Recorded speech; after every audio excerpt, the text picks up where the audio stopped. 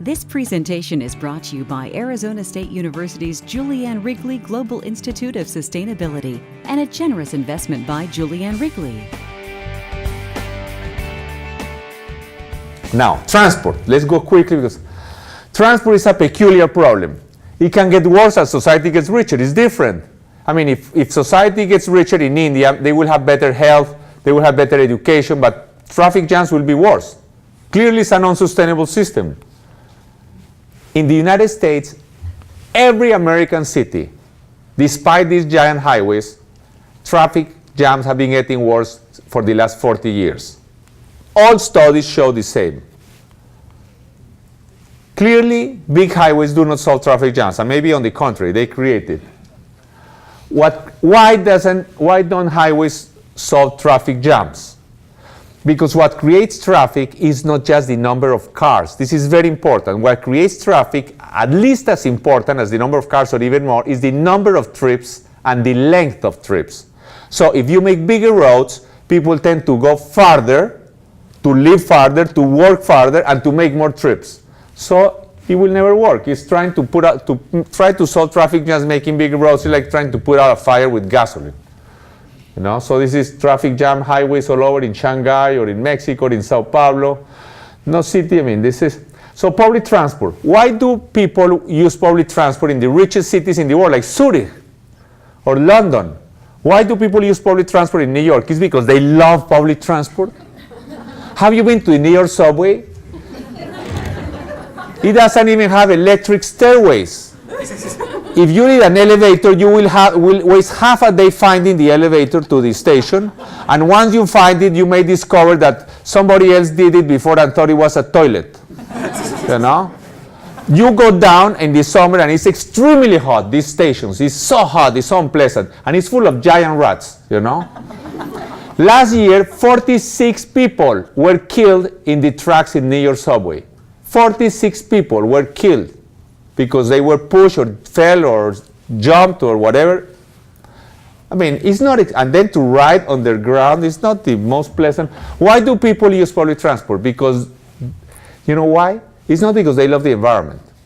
It's because they have to.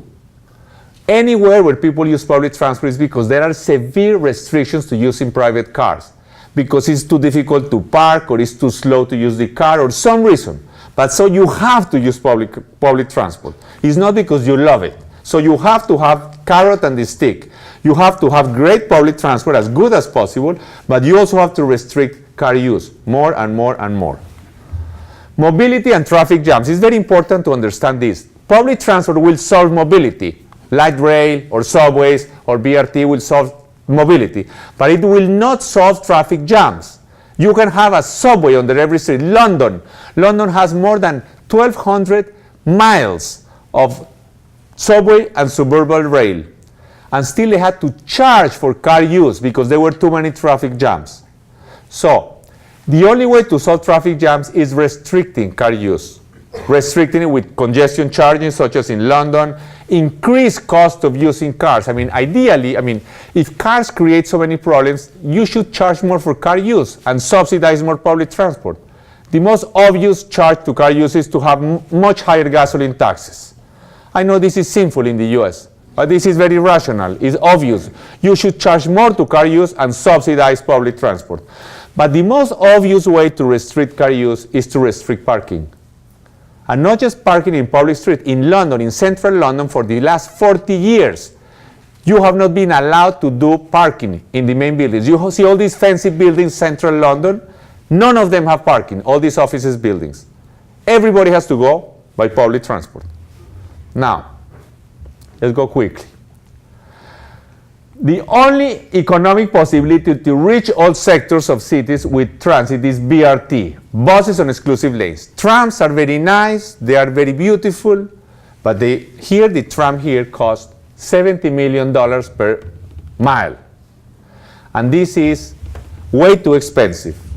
But moreover, buses do more. You know, we could go, in 1940, every city with more than 100,000 inhabitants had trams. Every city. Bogotá, of course, I'm sure Phoenix, every city in 1940. And then what happened? buses appeared and trams disappeared in a matter of 10 or 15 years. And it was not because this legend that or this story that General Motors bought a few tram systems and scrapped them. No, it's because trams had a very bad image of being systems for the poor. So now buses is the same. Buses have a bad image. Buses are for Colombians, for Mexicans, for African Americans. And if we want to attract yuppies, BMW driving yuppies into public transport, so we have to put trams. Well, it's nice, it's cute, but the problem is that it's very expensive. You are never going to be able to go very far if you use trams. Buses do more. Subways are wonderful also. Great, who could say subways is bad? But first we should give democratically. Why put public transport users underground?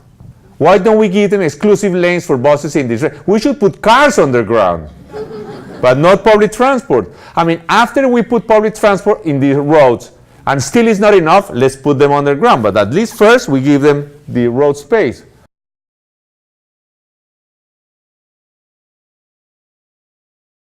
This presentation is brought to you by Arizona State University's Julianne Wrigley Global Institute of Sustainability for educational and non-commercial use only.